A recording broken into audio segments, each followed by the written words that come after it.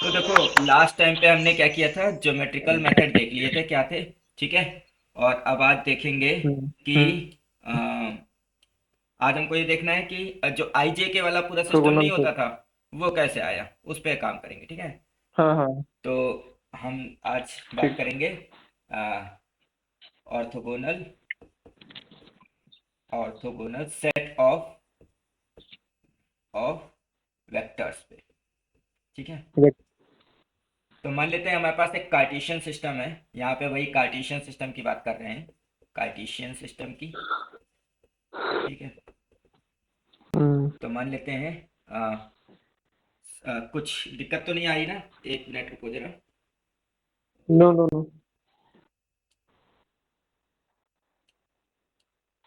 Okay. हमारा video लग रहा था। हाँ ठीक है। तो कार्टेशियन सिस्टम पे बात करते हैं। तो मान लेते हैं ये एक्स एक्सिस है, ये वाई एक्सिस है, और ये जेड एक्सिस है। ठीक है, ये ओरिजिन है। अब मान लेते हैं यहाँ पे कोई पॉइंट है पी। ठीक है। ये जो पॉइंट है पी, इसका कोऑर्डिनेट है हम्म। X comma Y comma Z. तो अगर इसका कोऑर्डिनेट एक्स वाई जेड है, इसका मतलब क्या हुआ? इसका मतलब ये हुआ कि जब हम इससे परपेंडिकुलर डालेंगे यहाँ पर, ठीक है, तो एक्स एक्सिस। तो देखो यहाँ पे ये हमने वाई एक्सिस को ऊपर की ओर माना है, तो ये जो पॉइंट होगा ये सिर्फ एक्स कॉमा जेड का होगा, क्योंकि हम यहाँ पे एक्स जेड प्लेन पे आ गए, मतलब ये हमारा एक्स जेड प्लेन है एक तरीके से। ठीक है, ये हमारा एक्स जेड प्लेन है, हम्म। X Z plane. तो क्योंकि हम एक्स जेड प्लेन पे आ गए हैं तो इसलिए ये हाइट हमने कम कर दी। अब हम क्या कर सकते हैं, अगर हम यहाँ से इस पे प्रोजेक्शन डालें, ठीक है, तो ये डिस्टेंस हमारी हम्म। एक्स होनी चाहिए, होनी चाहिए। और ऐसे ही इस पे प्रोजेक्शन डालें हम्म। तो ये डिस्टेंस हमारी पूरी वाई होनी चाहिए। ठीक है। अब मान लेते हैं इसको नाम दे देते हैं ए बी, और इसको जेड नाम दे होनी देते हैं सी। चाहिए, जेड होनी ठीक। चाहिए भाई। ठीक है। तो अगर हम ओ सी वेक्टर निकालना चाहें, देखो हम ओ पी निकालना चाह रहे हैं ओवरऑल, हम ओपी निकालना चाह रहे हैं, कुछ कह रहे हो रवि? चलो ठीक है। जेड होगी ना एक। नहीं, हमने यहाँ से एक्स वाई जेड माना तो इसलिए वाई ऊपर हो गया। अगर हम यहाँ से, अच्छा हाँ सॉरी, ये जेड होना चाहिए। ठीक। और ये इस पे अगर परपेंडिकुलर डालते तो ये वाई होना चाहिए। ठीक है। तो तो हमको ओपी वेक्टर निकालना है, तो अगर हम यहाँ पे ओपी वेक्टर निकालना चाहते हैं, अगर हम इसको इससे ज्वाइन कर दे ओ से सी को, ठीक है, तो क्या ओ सी वेक्टर का फॉर्मूला, क्या ओ सी वेक्टर का फॉर्मूला ओ ए वेक्टर प्लस ए सी वेक्टर नहीं होना चाहिए? देखो ओ ए प्लस ए सी, ये मिलके बनेगा ओ सी, बनेगा।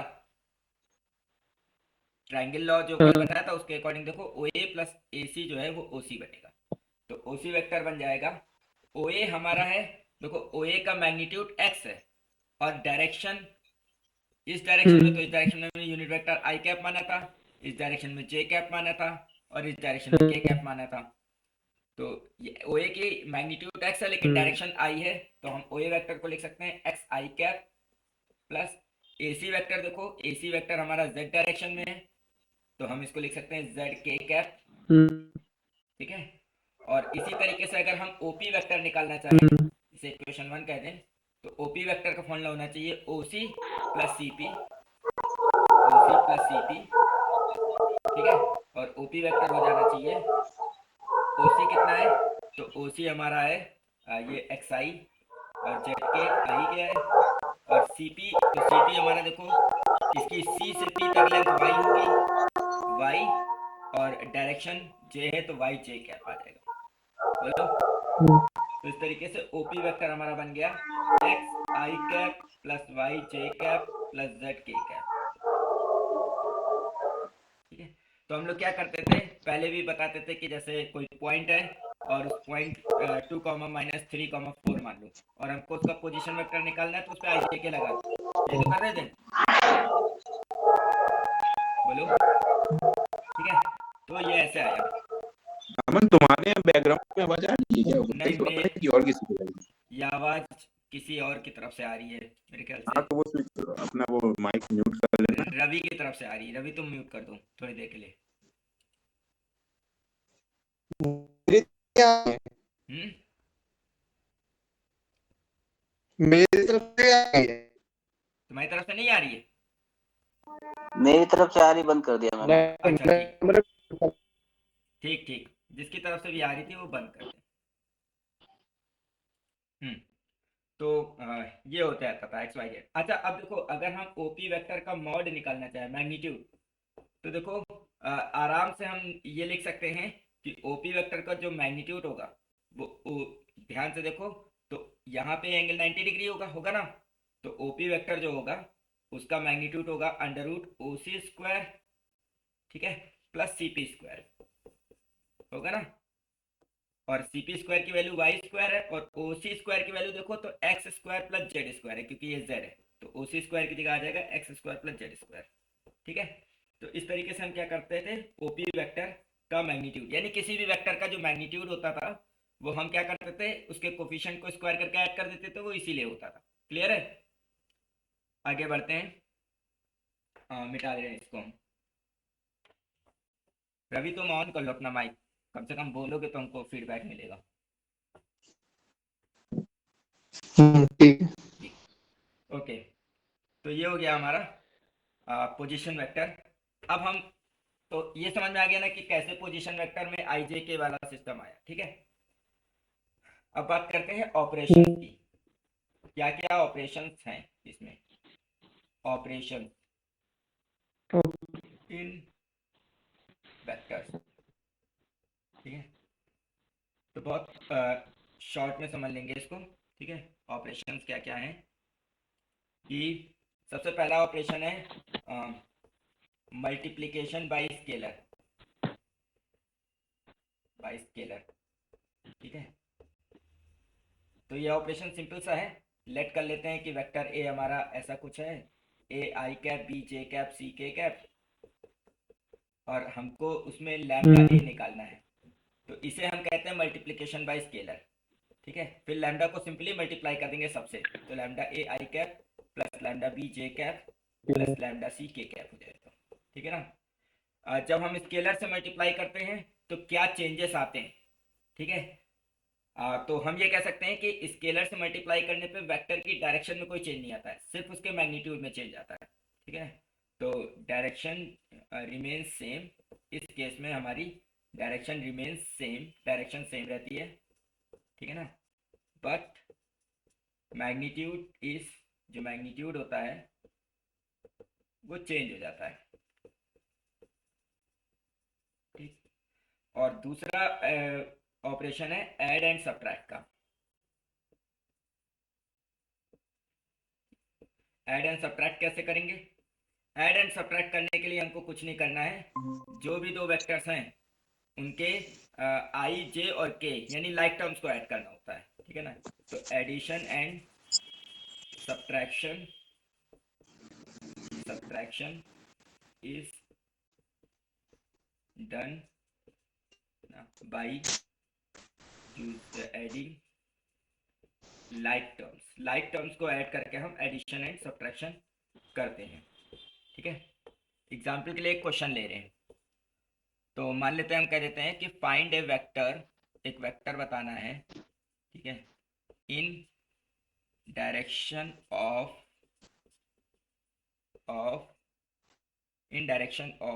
2a plus minus 3b and having magnitude of 7 unit, ठीक है।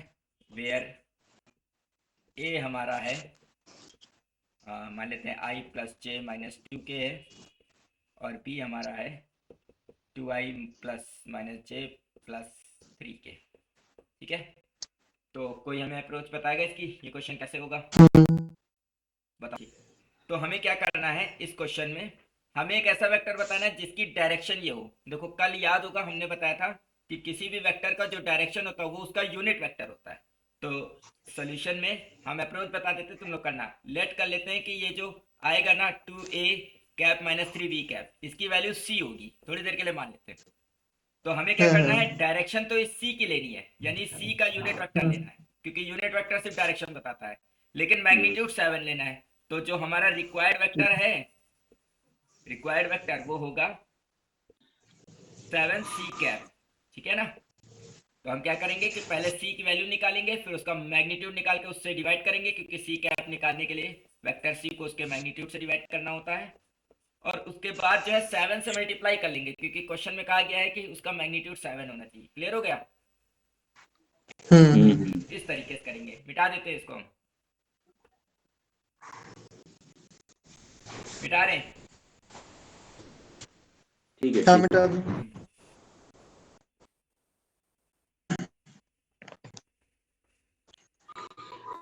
ओके, ठीक है। तो इस तरीके से हमने ये देखा कि किसी वेक्टर को सिंपली ऐड और सब्ट्रैक्ट कैसे करते हैं। अब हम देखने जा रहे हैं multiplication, multiplication of two vectors, दो वेक्टर्स को मल्टीप्लाई कैसे करते हैं। तो हमको पता है कि दो टाइप के प्रोडक्ट होते हैं। पहला प्रोडक्ट है स्केलर प्रोडक्ट और दूसरा है वेक्टर प्रोडक्ट। तो पहले हम इसको स्केलर डॉट प्रोडक्ट, प्रोडक्ट भी कहते हैं। हाँ स्केलर प्रोडक्ट को हम डॉट प्रोडक्ट भी कहते हैं, ठीक है ना। कुछ मैथमेटिक्स में इसे इनर प्रोडक्ट भी कहते हैं, ठीक है। इसी का दूसरा नाम इनर प्रोडक्ट भी है, ठीक है। इनर प्रोडक्ट अगर किसी को याद हो, टेंसर कैलकुलस में होता था इनर प्रोडक्ट। तो इनर प्रोडक्ट वो होता था जिसमें रैंक कम हो जाए, ठीक है ना, प्रोडक्ट करने के बाद। तो यहाँ पे क्या हो रहा है, कोई वेक्टर को जब हम किसी दूसरे वेक्टर से मल्टीप्लाई डॉट प्रोडक्ट करते हैं तो हमें मिलता है स्केलर, और स्केलर का रैंक जीरो हमें होता है। स्केलर मिलता है। हाँ, स्केलर का रैंक 0 होता है और वेक्टर का रैंक 1 होता है, यानी यहाँ पे रैंक कम हो रही है ना, तो ये इनर प्रोडक्ट है, ठीक है। ओके, तो हम यहाँ पे करते कैसे हैं, तो इसकी डेफिनेशन पहले समझ लेते हैं कि इसकी डेफिनेशन क्या है। तो इसकी डेफिनेशन है कि अगर कोई दो वेक्टर ए और बी का डॉट प्रोडक्ट करना है तो वो हो जाएगा determinant of A determinant of B into cos theta, ठीक है। मान लेते हैं ए वेक्टर इस डायरेक्शन में था, बी वेक्टर इस डायरेक्शन में था, और ए और बी के बीच में जो एंगल था वो थीटा था, ठीक है। तो ए और बी का डॉट प्रोडक्ट हो गया mod A mod B cos theta, ठीक है। ये डेफिनेशन है। अब ठीक। इस डेफिनेशन को यूज करके अगर हम आई डॉट आई निकालना चाहें तो क्या आएगा। तो हम जानते हैं आई ये है, जे ये है और के ये है, ठीक है। 90-90 पे है सब, ठीक है। तो आई और देखो आई अपनी ही डायरेक्शन में, तो आई डॉट आई में फॉर्मूला अगर ये लगाए तो ये होना चाहिए मॉड आई थीटा जीरो मॉड आई और कॉस 0, क्योंकि दोनों एक ही डायरेक्शन में है, तो इससे आंसर 1 आना चाहिए। तो इसलिए I dot I, J dot J और के डॉट के, ये तीनों 1 होते हैं, और बाकी रेस्ट सब जीरो हो हाँ, जाते हैं। और I dot J, J dot के और के डॉट आई ये हमारा 0 होता है। क्यों 0 होता है, क्योंकि अगर हम क्योंकि आई थीटा को जे 90 से हो करेंगे जाता तो है। 90 एंगल आएगा, गुड, ठीक है। तो इस तरीके से अगर हमारे पास ए वेक्टर है, मान लेते हैं A1, मान लेते हैं ये ए वेक्टर है, A1 आई कैप, B1 जे कैप, C1 के कैप, ठीक है। और बी वेक्टर है A2 आई कैप, B2 जे कैप और C2 के कैप। और हम ए डॉट बी करेंगे तो हमें क्या मिलेगा, तो हम जानते हैं जब डॉट प्रोडक्ट करेंगे, A1 A2 हाँ, तो A1 A2 plus B1 B2 plus B1 B2 plus C1 C2 मिलेगा, प्लस C1 C2। ठीक है। ये इसलिए मिलेगा क्योंकि आई डॉट आई 1 हो जाएगा और आई डॉट जे और आई डॉट के 0 हो जाएंगे, तो इसलिए हम क्या करेंगे, सिर्फ सेम को सेम से मल्टीप्लाई कर लेंगे, ठीक है। ठीक। तो ये हमें मिल गया डॉट प्रोडक्ट। अब डॉट प्रोडक्ट की कुछ प्रॉपर्टीज हैं, इनको समझ लेते हैं, ठीक है। यही इम्पोर्टेंट भी है। हाँ, ये इंपॉर्टेंट भी कह सकते हैं। तो डॉट प्रोडक्ट सबसे पहली प्रॉपर्टी है ए डॉट बी और बी डॉट ए बराबर होता है, ठीक है। कम्यूटेटिव हो जाता है। हाँ, ठीक है, scalar multiply. Commutative rule follow कर रहा है, कम्यूटेटिव रूल फॉलो कर रहा है ना। दूसरा रूल है कि A dot B cross B plus C अगर है हमारे पास, ठीक है, तो इसको हम A dot B plus A dot C लिख सकते हैं, ठीक है, यानी डिस्ट्रीब्यूटिव रूल फॉलो करता है।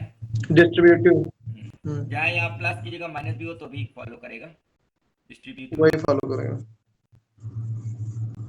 ठीक है। तीसरा है किसी वेक्टर का अपने आप से dot product mod A square होता है, ठीक है। क्यों? देखो ए डॉट क्या होगा, इस प्रॉपर्टी को लगाएं तो मॉड ए और cos जीरो, तो cos जीरो 1 हो जाएगा, मॉड ए स्क्वायर हो जाएगा, ठीक है। चौथा है अगर ए डॉट बी जीरो है,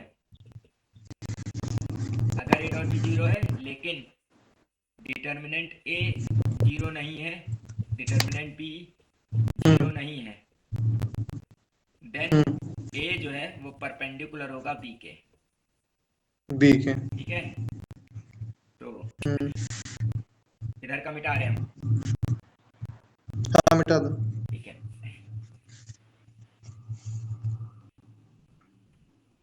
उसके बाद है फिफ्थ रूल है, मान लेते हैं कि हमें प्रोजेक्शन निकालना हो तो हम डॉट प्रोडक्ट को यूज करते हैं।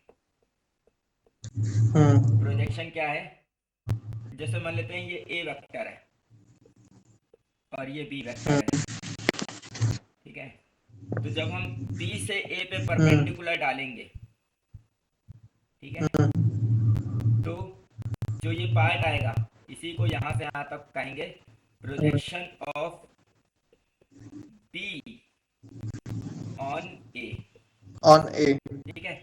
जब हम बी से ऐसे ही अगर हम ए से बी पे परपेंडिकुलर डालते हैं तो जो लेंथ आती है उसे हम कहते हैं projection of projection of B A on ए।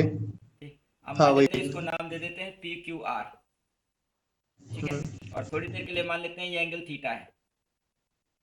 तो अगर हमको ये प्रोजेक्शन बताना है तो फॉर्मूला क्या होना चाहिए, cos थीटा को ये प्रोजेक्शन की वैल्यू थोड़ी देर के लिए मान लेते हैं ये x है, ओके, मान लेते हैं ये प्रोजेक्शन की वैल्यू क्या है x है, तो cos X थीटा है। का वैल्यू क्या होना चाहिए, या प्रोजेक्शन सीधे सीधे pr ही तो है, pr ले लेते हैं, तो cos थीटा फॉर्मूला होना चाहिए बेस pr PR अपान PQ। हाइपोटेनियस pq, हाँ, तो pr की वैल्यू क्या होनी चाहिए, pq cos थीटा होनी चाहिए, PQ cos थीटा। ठीक है। अब ध्यान से देखो pr की वैल्यू है pq cos थीटा, क्या हम pq cos थीटा को pq cos थीटा, ध्यान से देखना, b vector dot a cap नहीं लिख सकते हैं, देखो इसका मॉड खोलो क्या आएगा, a डॉट b का फॉर्मूला क्या होता है, मॉड बी cos थीटा, इसको लगाओ तो मॉड b यानी pq मॉड a, तो a कैप का मॉड 1 हो जाएगा, और a और b के बीच में एंगल कितना है थीटा, तो pq cos थीटा ही तो आएगा ये, यानी b डॉट a कैप ये pr की वैल्यू हो गई। इसी को हम ये लिख सकते हैं कि ए कैप यूनिट वेक्टर के लिए यूज किया है। हाँ, ए कैप यूनिट वेक्टर की वजह से, तभी तो इसका मैग्नीट्यूड 1 लिख रहे हैं। ठीक ठीक ठीक। तो इसको हम चाहे तो वापस से लिख सकते हैं ऐसे, ए वेक्टर पूरा dot B vector upon mod A, हमने क्या किया ए कैप की जगह यूज कर लिया पूरा ए वेक्टर अपॉन मॉड ए को, ठीक है। ठीक है, तो इस तरीके से हमने क्या किया, प्रोजेक्शन निकाल लिया। हम लोग प्रोजेक्शन का फॉर्मूला याद रखते हैं, क्या है प्रोजेक्शन फॉर्मूला, जिसपे प्रोजेक्शन निकाला जा रहा है उसका यूनिट वेक्टर लेना है, बी का निकाल रहा है ए जिस पे निकाला जा रहा है उसका यूनिट वेक्टर लेना है। हाँ देखो बी का प्रोजेक्शन ए पे निकाला गया है ना, ये पी आर क्या है, पी आर हमारा projection of B on A है। ऐसे ही अगर हम पूछें projection of A on B, A का प्रोजेक्शन बी पे क्या होगा, तो हो जाएगा ए तो का निकाला जा रहा है ना, बी पे निकाला तो B cap, B unit vector हो जाएगा। हाँ इसी को आप बाद में ऐसे लिख सकते हैं, क्लियर हो गई। हाँ, लेकिन मतलब आप फॉर्मूला भी याद रख सकते हैं, लेकिन कैसे प्रोजेक्शन आता है वो यहाँ से, इसका इसलिए हमने बताया ना, इसका आगे यूज है। कहीं कहीं पे क्या होता है कि कोई वेक्टर, मतलब जब हम सबसे अच्छा एग्जांपल है कि जब हम बायोट-सेवर्ट्स लॉ का वेक्टर फॉर्म लिखेंगे, ठीक है, तो वहां पे यही ट्रिक यूज करेंगे जो यहाँ यूज की गई है, पी क्यू कॉस थीटा है ना, तो पी क्यू कॉस थीटा यहाँ पे एक डॉट प्रोडक्ट लगा के यूनिट वेक्टर डाल दिया, ठीक, ठीक ठीक। ओके, मिटा दे इसको हम। हाँ हाँ।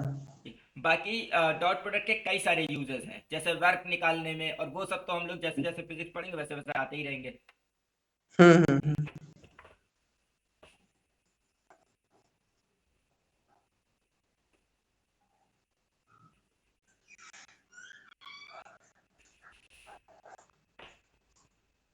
अगला है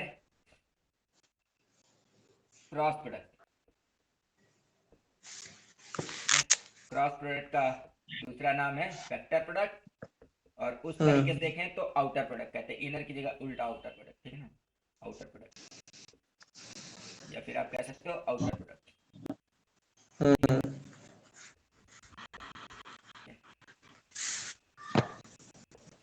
तो तो डिटरमिनेंट मेथड यूज करते हाँ, हैं ना। इसमें डिटर्मिनेंट मेथड यूज करते हैं, ठीक है। फिर भी डेफिनेशन इसकी क्या है, पहले वो देखते हैं। नहीं, उसके अलावा कोई इजी ट्रिक है? नहीं, इजी ट्रिक ये है कि अगर तुम्हारे पास कम वैल्यूज हैं, आई जे के कम है, मतलब पूरे पूरे तीन तीन नहीं है, तो तुम डायरेक्ट मल्टीप्लाई कर सकते हो, हम करके दिखाते हैं, ठीक है। ठीक ठीक डेफिनेशन ठीक। क्या है, इसकी डेफिनेशन ये है कि अगर हम ए मान लेते हैं, ये वेक्टर ए है और ये वेक्टर बी है, और इन दोनों का क्रॉस प्रोडक्ट निकालना चाह रहे हैं, ठीक है। हम्म तो हम करेंगे ए क्रॉस बी निकालेंगे, ठीक है। तो मान लेते हैं इन दोनों के बीच में एंगल थीटा है, तो जो ए क्रॉस बी आएगा उसका फॉर्मूला होगा mod A mod B sine theta, sine theta. ठीक है। और साथ ही साथ एक वेक्टर आएगा एन कैप, क्या आएगा, एन कैप। एन कैप क्या है, एन कैप एन एक कैप। यूनिट वेक्टर है जो कि ए के भी परपेंडिकुलर होना चाहिए और बी के भी परपेंडिकुलर होना चाहिए। तो एन कैप एक यूनिट वेक्टर है perpendicular to both A and B, जो ए और बी दोनों के परपेंडिकुलर है। क्लियर है? हाँ हाँ। ठीक। अब इस डेफिनेशन को यूज करो, अगर मान लेते हैं इधर आई कैप है, इधर जे कैप है और इधर के कैप है, हम्म सबके बीच में एंगल 90 डिग्री है, ठीक है। हाँ। तो आई क्रॉस जे क्या होना चाहिए, तो अगर ये डेफिनेशन यूज करो तो होना चाहिए mod I I cross. Mod J, ठीक। हाँ, साइन थीटा मॉड तो जे साइन 90 होना चाहिए, साइन 90। और फिर आई और जे में के परपेंडिकुलर यूनिट वेक्टर क्या है, तो आई और जे दोनों के परपेंडिकुलर है के, तो यहाँ पे आना चाहिए के कैप, के। आना चाहिए। हम्म तो आई क्रॉस जे फॉर्मूला होना चाहिए mod I mod J sine 90 के कैप। अब साइन 90 वैल्यू 1 होती है, तो आई क्रॉस जे हो जाएगा के, हाँ ठीक है। सिमिलर वे में आई क्रॉस आई करेंगे तो 0 आ जाएगा, क्योंकि आई और आई दोनों एक ही डायरेक्शन में है। हम्म तो हम यहाँ से पता चला मुझे कि आई क्रॉस, तो इसके लिए हम एक रूल ऐसे याद रखते हैं कि मान लेते हैं यहाँ पे आई है, यहाँ जे है हम्म और यहाँ के है, हम्म ठीक है। हम्म और जब हम ऐसे क्लॉकवाइज आएंगे, हम्म ऐसे क्लॉकवाइज, ठीक है, तो आई क्रॉस जे हम्म के होता है तो प्लस साइन लेंगे, ठीक है। और हम्म जब एंटी क्लॉकवाइज जाएंगे तो माइनस साइन लेंगे, ठीक है। एग्जाम्पल के तौर पे अगर हम्म हमें जे क्रॉस आई निकालना होता तो वो माइनस के हो जाता, ठीक। हम्म तो इसका यूज देखो, इसको हम कैसे करते हैं कि मान लेते हैं एग्जाम्पल के तौर पे हमें एक वेक्टर दिया है A equal to 3 I cap minus J cap plus 2 K cap, और बी वेक्टर हमें मान लो दिया है सिर्फ 2 जे कैप।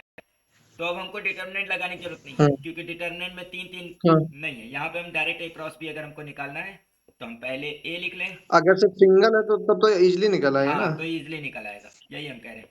क्रॉस हम्म 2 जे कैप लिख सकते हैं, तो बस हम क्या करेंगे 2 3 हम्म। जा 6, और यहाँ आई क्रॉस जे हाँ, आएगा, यानी प्लस में रहेगा ठीक है, तो प्लस माइनस के। 2, ये 0 हो जाएगा क्योंकि जे क्रॉस जे 0 होता है, हाँ, प्लस 2 हम्म।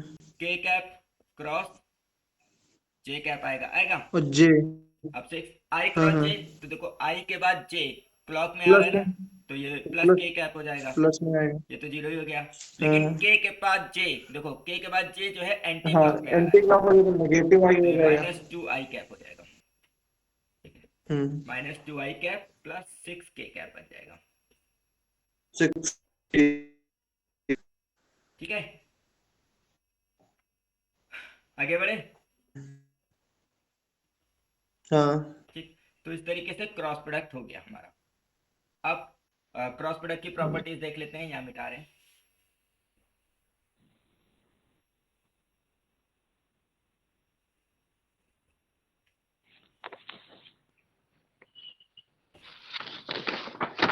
अच्छा, किसी को डिटरमिनेंट मेथड ना पता हो तो लिख देते हैं, डिटरमिनेंट मेथड। अरे भाई, मैट्रिक का सिंपल और हाँ, डिटर्मिनेंट ही तो है फिर भी बता देते हैं। आई जे के साथ। डिटरमिनेंट मेथड में हमको क्या करना है कि मान लेते हैं, लेट कर लो कि वेक्टर ए हमारा है दो वेक्टर ले लो पहले। A one I cap, A two A one I cap, B one J cap, J cap. C one K cap, हम्म और एक बी हम्म। वेक्टर हमारा है A two A two I I cap, cap, B two J cap, B और C to के cap. ठीक है, और ए क्रॉस बी हम्म निकालना है, तो ये हो जाएगा। पहले डिटरमिनेंट बनाएंगे, हम्म। आई जे के लिखेंगे, चलो आगे। और फिर ए के कोफिशिएंट्स लिख लेंगे A one B one C one, और फिर बी के लिख लेंगे A two B two C two. ठीक है, और फिर हम क्या करेंगे कि इसको एक्सपैंड कर देंगे। एक्सपैंड करने के लिए क्या रूल होता है, आई को रोकते हैं, आई से जाने वाली रो और कॉलम कट कर देते हैं। और इसमें ऑर्डर बहुत मायने रखता है। हाँ, अगर मान लीजिए A2 ऊपर रख दिए तो वैल्यू आर्डर चेंज हो जाएगी। माइनस जे लिख लेंगे, प्लस माइनस प्लस चलता है, यहाँ प्लस माइनस प्लस चलता है। Minus plus.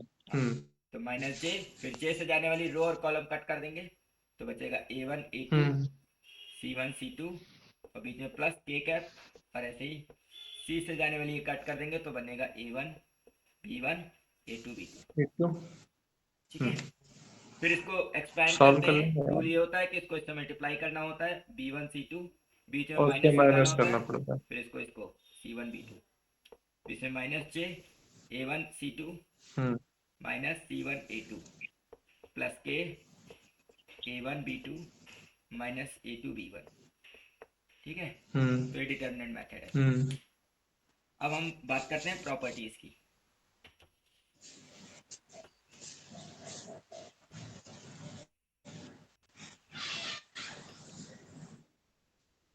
प्रॉपर्टीज क्या है? ठीक है, तो सबसे पहली प्रॉपर्टी है कि अगर ए क्रॉस बी जो होता है वो माइनस बी क्रॉस ए होता है, क्रॉस प्रोडक्ट में उल्टा चलता है। सेकंड प्रॉपर्टी है कि ए का खुद ही से, किसी वेक्टर का खुद से ही क्रॉस प्रोडक्ट हमेशा जीरो होगा, क्योंकि सेम डायरेक्शन में होगा। तीसरा प्रॉपर्टी, ये डिस्ट्रीब्यूशन लॉ को फॉलो करता है, ए प्लस बी प्लस सी जो है वो ए क्रॉस बी प्लस ए क्रॉस सी होता है। ठीक है, लेकिन ऑर्डर नहीं चेंज हुआ, ए को अगर लेफ्ट से मल्टीप्लाई कर रहे हैं तो लेफ्ट से ही मल्टीप्लाई है। फोर्थ है, अमन, हाँ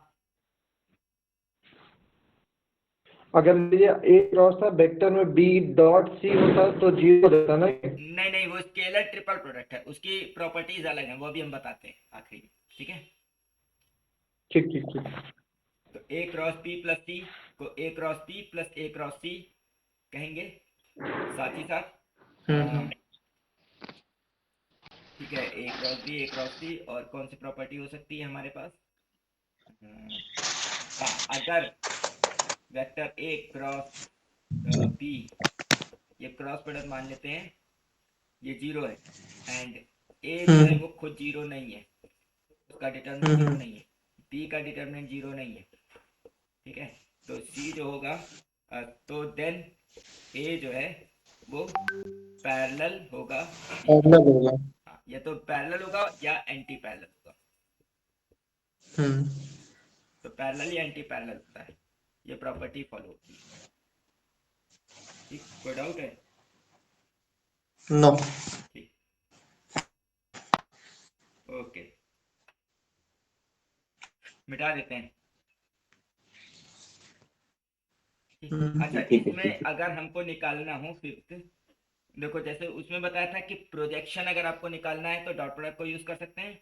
यहाँ पे क्रॉस प्रोडक्ट का यूज है, एप्लीकेशन कह दो, वो है एरिया निकालने में, ठीक है ना। तो मान लेते हैं इसका यूज है एरिया निकालने में। ठीक? मान लेते हैं एक ट्राइंगल है और इस ट्राइंगल में ए बी सी, और ये एक साइड है, ए बी वेक्टर मान लेते हैं एक साइड है, और ए सी मान लेते हैं ये दोनों ही साइड ए से जा रही हैं, ठीक है। तो इसका एरिया जो होगा वो होगा half mod of A B cross A C, ठीक है। बोलो। ठीक है। ठीक।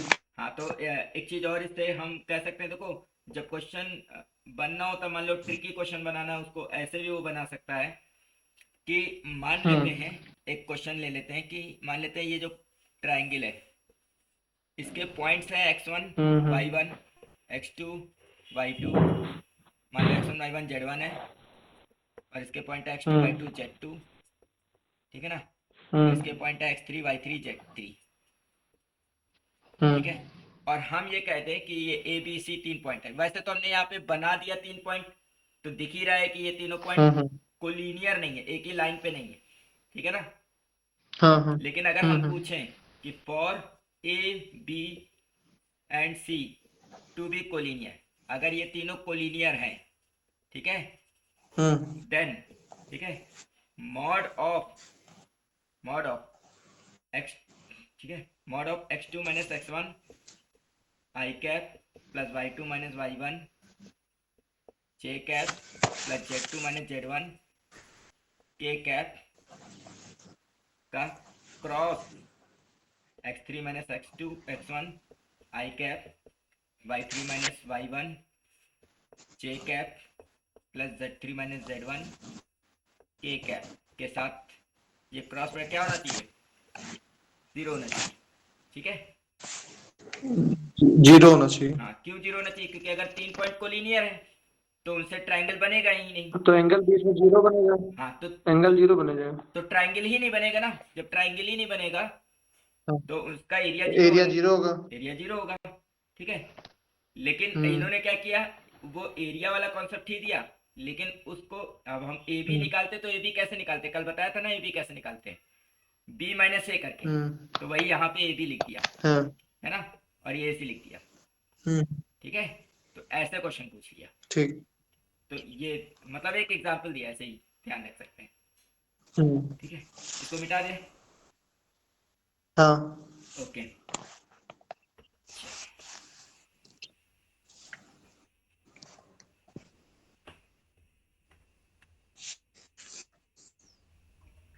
एक क्वेश्चन है, बहुत बार आता रहता है कि अगर ए क्रॉस बी का मॉड ए डॉट बी के मॉड के बराबर है, ठीक है, तो फाइंड इनके करना बीच का है, एंगल निकालना। हाँ, theta, angle between A and B, A and B के बीच में एंगल बताना है, ठीक है। ठीक। तो क्या किया कि क्योंकि ये दोनों बराबर दिए हुए क्वेश्चन में, तो अगर हम इसको सॉल्व हाँ करें हाँ तो इसका फॉर्मूला होना चाहिए mod A mod B sine theta, ठीक है। और क्योंकि एन कैप का मैग्नीट्यूड 1 हो जाएगा, और इधर हो जाएगा mod A mod B cos theta, पूरा कट ही जाना है, तो कॉस को नीचे जाओ, tan थीटा इक्वल टू 1 हो जाएगा, तो थीटा जो है वो π/4 हो जाएगा, ठीक है, ओके। और कोई अच्छा क्वेश्चन देखो हम निकालते हैं, 1 मिनट लाइन में रहना सब लोग। ओके, तो जैसे एक क्वेश्चन दिया है, ठीक है, द मैग्नीट्यूड ऑफ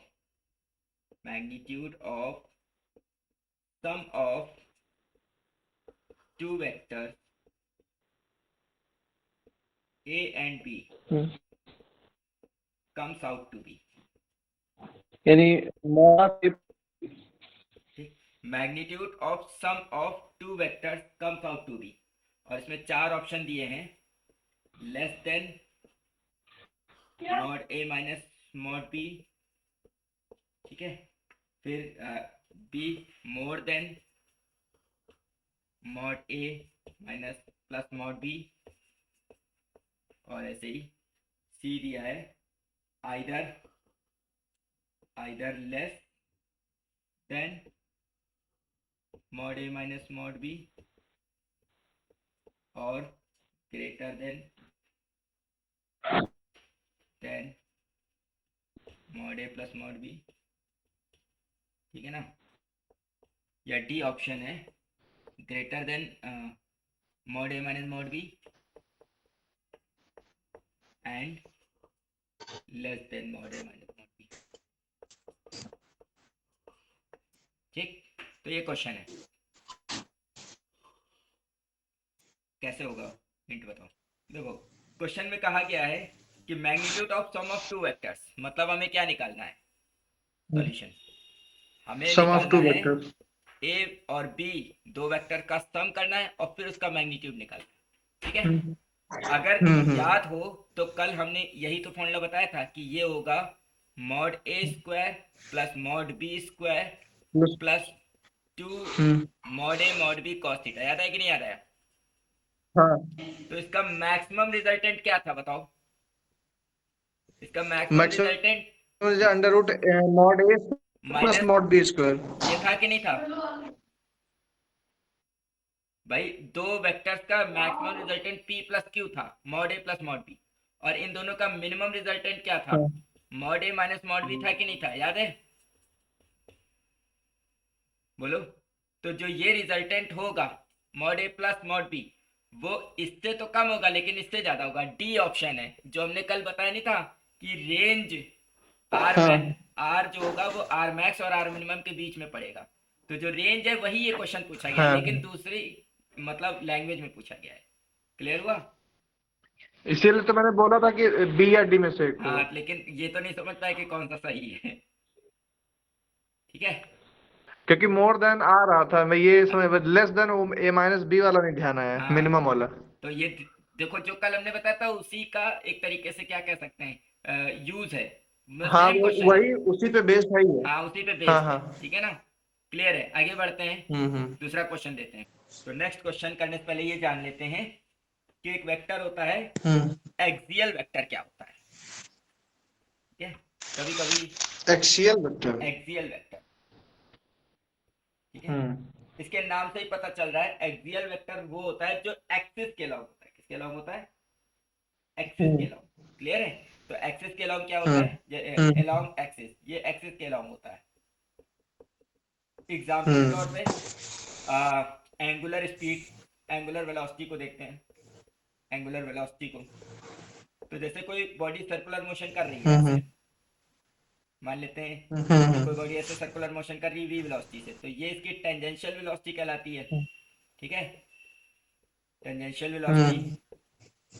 तो जब ये बॉडी यहाँ थी, ऐसे सोच सकते हैं कि बॉडी यहाँ थी, थोड़ी देर बाद घूम के यहाँ आ जाएगी, तो ये एंगल में चेंज हो रहा है ना, इस एंगल में चेंज की वजह जो वेलोसिटी आती है उसे एक्सियल वेलोसिटी कहते हैं, और एंगुलर वेलोसिटी सॉरी कहते हैं, और एंगुलर वेलोसिटी एक्सिस के लॉन्ग होती है। हम लोगों ने पढ़ा है कि अगर बॉडी एंटी क्लॉकवाइज रिवॉल्व कर रही है तो axial sorry angular velocity omega ऊपर की ओर होगी ना। ऐसे अगर बॉडी क्लॉकवाइज रिवॉल्व कर रही है तो एंगुलर वेलोसिटी नीचे की ओर होगी, ठीक है। तो इसे हम कहते हैं एक्सियल वेलोसिटी जो एक्सिस के लॉन्ग होती है। अब इस पर एक बेस्ड क्वेश्चन देखते हैं। हम क्वेश्चन लिख रहे हैं कि दो पोलर वेक्टर का क्रॉस प्रोडक्ट क्या होगा, ठीक है। पोलर वेक्टर का मतलब यहाँ पे वही है जिसको हमने कल बताया था, एक बताया था फ्री वेक्टर, ठीक है, जो किसी मतलब वो नहीं पता था कि किस पॉइंट पे काम कर रहा है, ठीक है ना। तो फ्री वेक्टर के बाद एक और वेक्टर बताया था, वही पोलर वेक्टर है। पोलर वेक्टर का मतलब जिसका पॉइंट ऑफ एप्लीकेशन हमें पता है कि पोलर वेक्टर मतलब वो किस पॉइंट पे काम कर रहा है। तो आपको बताना है कि एक वो जो आर आर करके नहीं आता था, आर क्रॉस आई करके, वो कुछ ऐसे ही करके था ना पोलर वेक्टर। मतलब नहीं, आर क्रॉस आई करके नहीं, कहने का मतलब पोलर वेक्टर का मतलब है कि जैसे इस पॉइंट पे हम एक फोर्स लगा दे तो फोर्स एक पोलर वेक्टर होगा, हाँ ठीक है। फोर्स एक क्या होगा, पोलर वेक्टर होगा, ठीक है। डिस्प्लेसमेंट फोर्स नॉर्मल ये सब पोलर वेक्टर है। मतलब जैसे ये एक्सियल वेक्टर है ये सिर्फ एक्सिस के लॉन्ग ही लगता है, वैसे पोलर वेक्टर मतलब जो जितने भी नॉर्मल वेक्टर हैं वो उनको हम पोलर ही वेक्टर कह रहे हैं, ठीक। तो पोलर वेक्टर का क्रॉस प्रोडक्ट क्या होगा, इनमें से क्या ऑप्शन है? पोलर वेक्टर ही होगा। दो पोलर वेक्टर का क्रॉस प्रोडक्ट? हाँ नहीं, पोलर वेक्टर नहीं होगा। देखो यहाँ पे एग्जांपल, यही एग्जांपल सर्कल वाला यूज कर लो। दो पोलर वेक्टर का क्रॉस प्रोडक्ट एक्सियल वेक्टर होगा। जैसे हमने याद पढ़ा होगा आर और वी, आर क्रॉस वी क्या होता था, याद है किसी को? R cross V. R cross V करेंगे तो ऐसे ना परपेंडिकुलर डायरेक्शन में। हाँ हाँ तो दो पोलर वेक्टर, जैसे एक वेक्टर मान लो ये और एक वेक्टर ये है मान लो बी, और मान लो ये ए वेक्टर है, ये दोनों एक ही पॉइंट पे लग रहे हैं, तो ए और बी का क्रॉस प्रोडक्ट इन दोनों के परपेंडिकुलर आएगा ना। अब ए और बी कहीं भी हो सकते हैं, अगर ए और बी यहाँ के बजाय यहाँ होते तो भी ए और बी का कहने का मतलब है ऐसे सोचो, मान लेते ए ये है, ठीक है, ये पेन ए है और एक और बी है इसी डायरेक्शन में, तो अगर ए और बी दोनों एक प्लेन में है तो ए क्रॉस बी इस प्लेन के आउट ऑफ प्लेन होगा कि नहीं होगा, बोलो? हाँ हाँ ठीक है, तो दो पोलर हाँ। वेक्टर का क्रॉस प्रोडक्ट क्या हो जाएगा, एक्सियल वेक्टर हो गया, ये एक्सिस के अलॉन्ग हो गया, ठीक है। ओके, अगला क्वेश्चन देखते हैं, एक और ढूंढते हैं। तो देखो एक क्वेश्चन हमें याद आया, हम ये क्वेश्चन मतलब हम एक टॉपिक पूछना चाह रहे हैं कि when will resultant be zero, resultant zero कब होगा, ये हम समझना चाह रहे हैं, ठीक है। क्वेश्चन ये है कि रिजल्टेंट जीरो पैरेलल कब, हो और इक्वल हो। हाँ मतलब नहीं, रिजल्टेंट यहाँ पे, रिजल्टेंट का मतलब यहाँ पे रिजल्ट से है ए प्लस बी करने से, ठीक है ना। तो दो वेक्टर्स का रिजल्टेंट जीरो कब हो सकता है, हाँ ठीक तो है? और हाँ हमने यहाँ पे दो वर्ड यूज मैग्नीट्यूड कर में लिया, इक्वल हो बट डायरेक्शन अपोजिट हो। हाँ ठीक है, हमने दो वर्ड यूज कर लिया, क्या? लेकिन मतलब ठीक है तुम्हारा आंसर, लेकिन हम यहाँ पे दो वर्ड यूज कर लिए, लेकिन दो से ज्यादा भी वेक्टर्स हो तो उनका रिजल्टेंट जीरो कब होगा, ठीक है। तो इसके लिए हम क्या करेंगे, हम यहाँ पे ये कॉन्सेप्ट लगाएंगे कि अगर दो या दो से, देखो दो वेक्टर्स हैं तो उससे क्लोज्ड फिगर नहीं बन सकता है। मान लेते हैं एक वेक्टर ये है और एक वेक्टर ये है, तो इससे जो वेक्टर जो फिगर बनना है वो क्लोज नहीं है, ठीक है, बोलो क्लोज है कि नहीं है? नहीं है। तो हम ये कहेंगे कि अगर हमारे पास, पहली चीज, अगर हमारे पास दो वेक्टर्स हैं, कितने वेक्टर्स हैं? दो वेक्टर्स, तो एक वेक्टर इस दो डायरेक्शन में वेक्टर। हो और दूसरा वेक्टर जस्ट इसके अपोजिट डायरेक्शन में हो, जैसा तुमने बताया, तो इनका रिजल्टेंट क्या हो जाएगा, हाँ जीरो हो जाएगा। लेकिन जीरो। हमारे पास अगर तीन वेक्टर्स हैं और तीन वेक्टर को प्लेनर है, क्या है, कोप्लेनर, एक ही प्लेन में है, तो इनका रिजल्टेंट जीरो हो सकता है अगर एक वेक्टर ऐसे हो, दूसरा वेक्टर ऐसे हो और तीसरा वेक्टर ऐसे हो जाए, ठीक है। हाँ तो इनका रिजल्टेंट क्या हो जाएगा, जीरो हो जाएगा। कहने का जीरो। मतलब सीधा सीधा मतलब ये है कि अगर तीन या तीन से ज्यादा वेक्टर्स हैं और वो एक क्लोज फिगर बना रहे हैं तो उनका रिजल्टेंट जीरो होगा, ठीक है। इफ ओके थ्री और मोर, तीन या तीन से ज्यादा वेक्टर्स हैं, मोर वेक्टर्स फॉर्म एक क्लोज फिगर, फॉर्म करते हैं एक क्लोज फिगर को, ठीक है, then there resultant will zero, उनका रिजल्टेंट क्या होगा, जीरो होगा, रिजल्टेंट विल जीरो, ठीक है, बोलो। ओके अच्छा अब हम इस बात को ये समझते हैं कि इनका रिजल्टेंट तो जीरो हो गया, ये तो हमने बता दिया। क्वेश्चन ऐसे आता है कि how many minimum number of collinear vector can give resultant zero, two. ठीक, how many non collinear vector but coplanar vector, मतलब how many minimum number of, मतलब फिर से सुनो question, how many minimum number of coplanar vectors can give resultant zero, मतलब minimum कितने vectors हम use करें, ठीक है, कि उनका तीन। रिजल्टेंट जीरो हो जाए, और वो सारे मिनिमम वेक्टर थ्री। कोप्लेनर होने चाहिए, क्या होने चाहिए, हाँ तो मिनिमम थ्री हाँ होगा। मिनिमम थ्री, क्योंकि मिनिमम वर्ड क्यों यूज किया, मिनिमम वर्ड इसलिए यूज किया क्योंकि अगर हमारे पास मतलब कम चार, से कम, मतलब उससे कम पे, हाँ उससे क्लोज, दो उससे, से क्लोज डायग्राम बनेगा नहीं ना। हाँ जैसे यहाँ पे बताया, उससे कम पे क्लोज बनेगा नहीं, उससे ज्यादा पे बन जाएगा। मान लेते हैं ऐसे है, हम्म। चार वेक्टर्स हैं, ठीक है ना, लेकिन ये क्लोज फिगर बना रहे हैं, तो इनका भी रिजल्टेंट जीरो चार, होगा। वो तो एन नंबर यूज कर सकते हैं। हाँ, तो अगर हम एक और हाँ, क्वेश्चन पूछें, हम और एक और क्वेश्चन पूछें कि हम्म, how many minimum number of non coplanar vectors can have resultant zero. Minimum non planar. हाँ, मतलब मिनिमम नंबर तो ऑफ नॉन कोप्लेनर वेक्टर बताना है। तो 4 हो जाएगा। हाँ, फोर हो जाएगा। कैसे? जैसे एक वेक्टर ये है मान लेते हैं, दूसरा वेक्टर ये है, ठीक, और तीसरा वेक्टर मान लो ये है, तीन वेक्टर ये एक ही प्लेन पे हो गए, दोनों आपस में ट्रायंगल बना लिए है ना। ऊपर की तरफ। अब चौथा वेक्टर, हाँ, जो मतलब तीन, मान लो दो वेक्टर हो गए, या ऐसे मान लेते हैं कि तीसरा वेक्टर ये होता, ठीक, हाँ, दो से ट्रायंगल बना दो। ठीक है।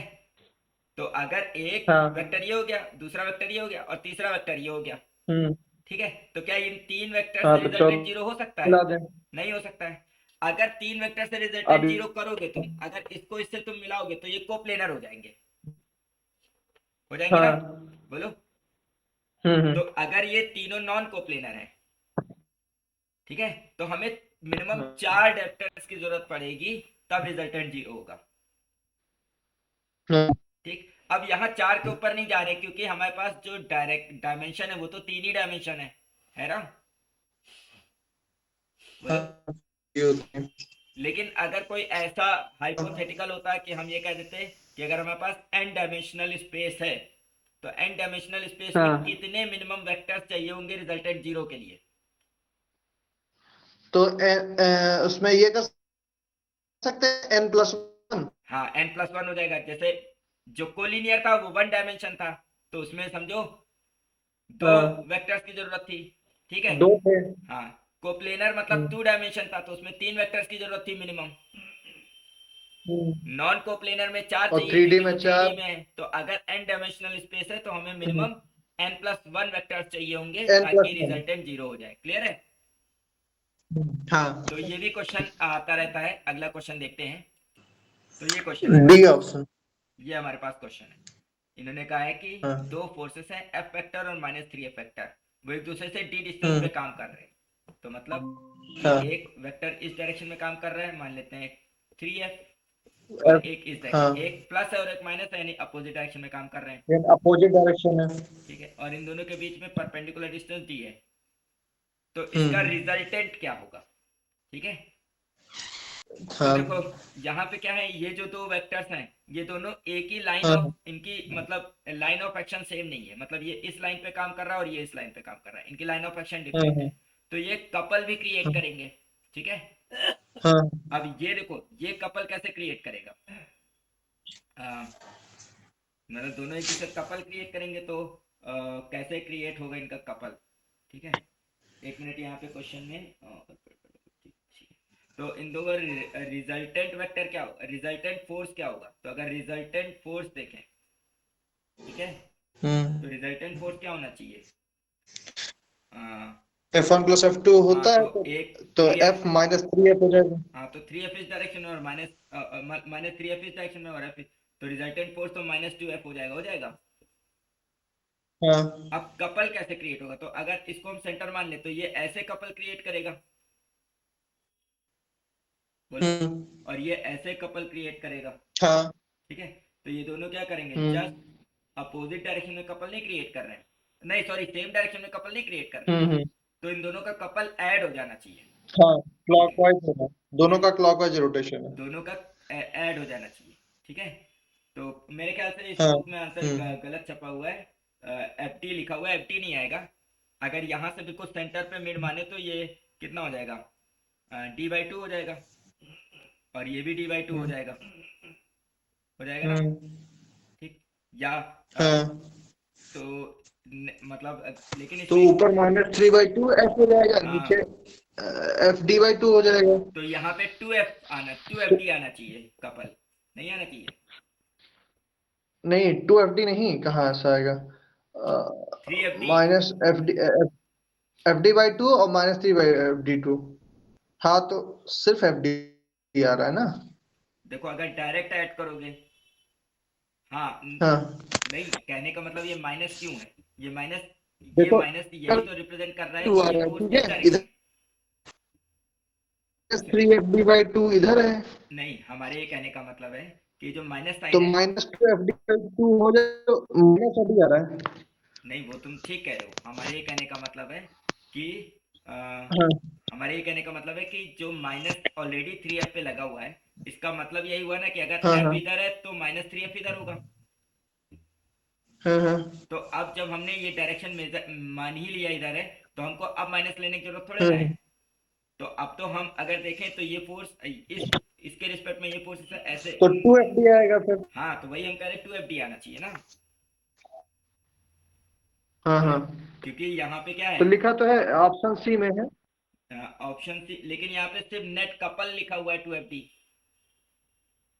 सिर्फ हम्म। कपल थोड़े ना क्रिएट होगा, रिजल्टेंट फोर्स भी तो क्रिएट होगा। हाँ लेकिन हाँ, ऑप्शन 4 में इन्होंने केवल FD दिया है, मे भी गलत हो, क्योंकि ये ऐसे क्रिएट करेगा और ये ऐसे क्रिएट करेगा, करेगा ना। ये नहीं, या तो फिर वो जो मैंने साइन साइन के साथ ली हो, लेकिन नहीं, तब भी -FD आएगा तब भी। हाँ नहीं, हाँ तब भी गलत आएगा, ठीक है, तो यही सही है, 2FD आना चाहिए, ठीक। ओके। 2 FD कॉमन ये है। रिजल्ट ये बताओ। ओके, तो अब बात करते हैं scalar triple product, scalar triple product.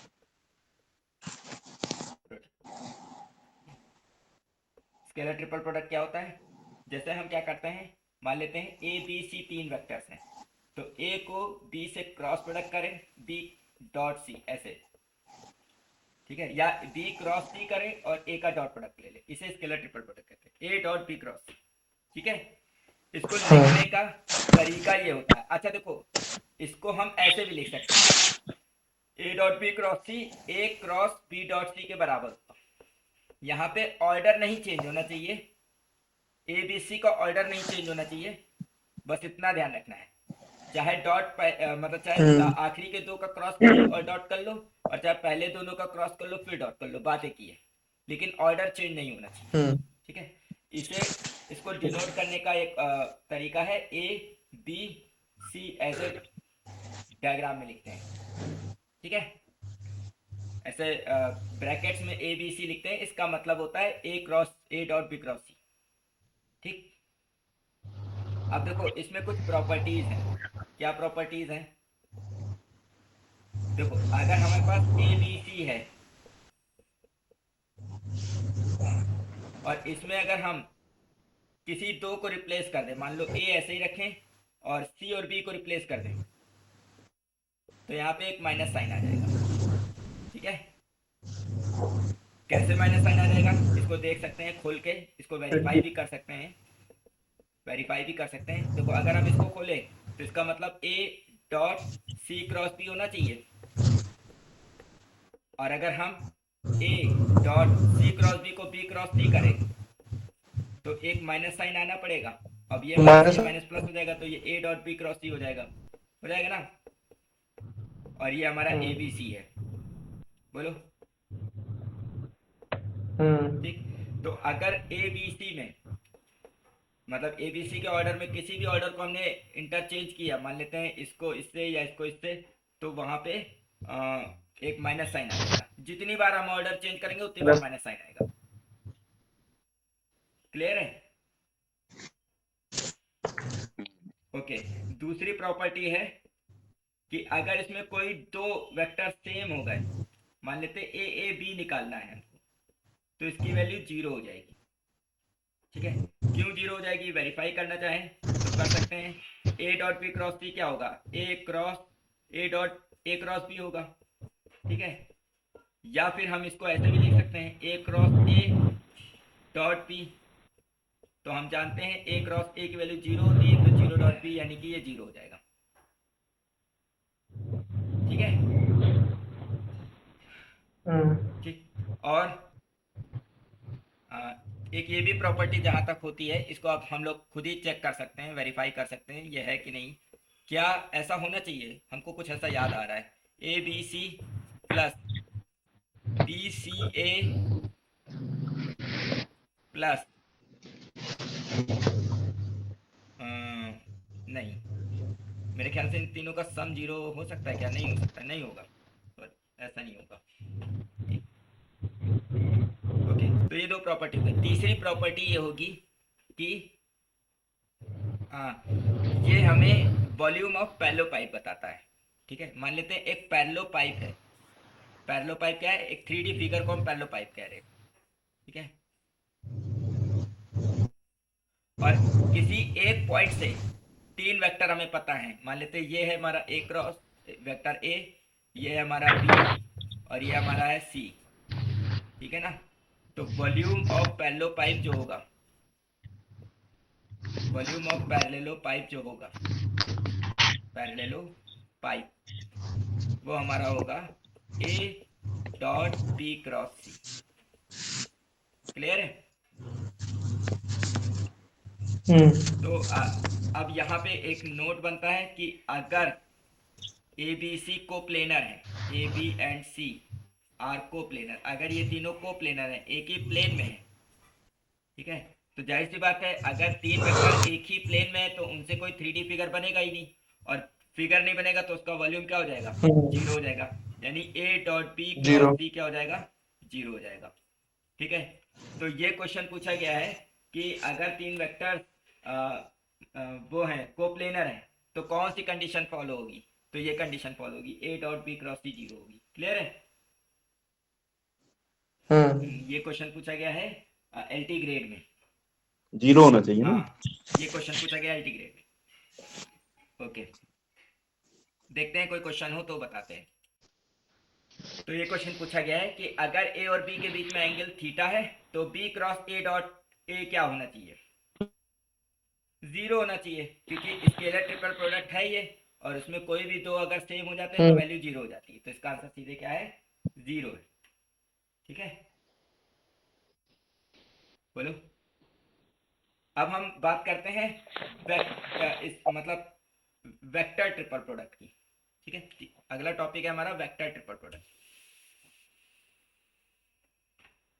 Vector triple product, triple product, vector triple product कुछ ऐसा होता है, ए क्रॉस बी क्रॉस सी।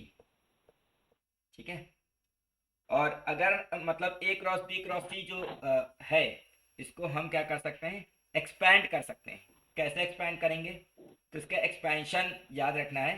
देखो, पहले इस पहले वाले को आखिरी से डॉट प्रोडक्ट करना है, A dot C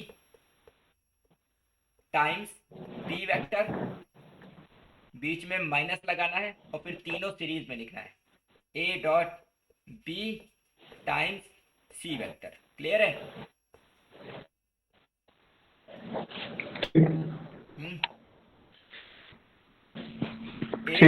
A cross B का क्या होगा? A dot C times B vector minus A dot B times C vector. Clear है ना? ठीक है, हम देखते हैं, इसका कोई क्वेश्चन मेरे ख्याल से आया नहीं है, लेकिन हम अपने नोट्स में देख के अभी आगे आते हैं। 1 मिनट में देखते हैं अपने नोट्स में क्या लिखा है मैंने। ओके, तो ये होता है A cross C, A dot C times B minus B A dot B times C, ये होता है। ये तो फॉर्मूला याद ही रखना है। दूसरी इन्होंने कुछ प्रॉपर्टीज हैं, उनको देख लेते हैं। ठीक है, इसकी प्रॉपर्टीज से रिगार्डिंग डायरेक्ट क्वेश्चन ही आएगा अगर होगा तो।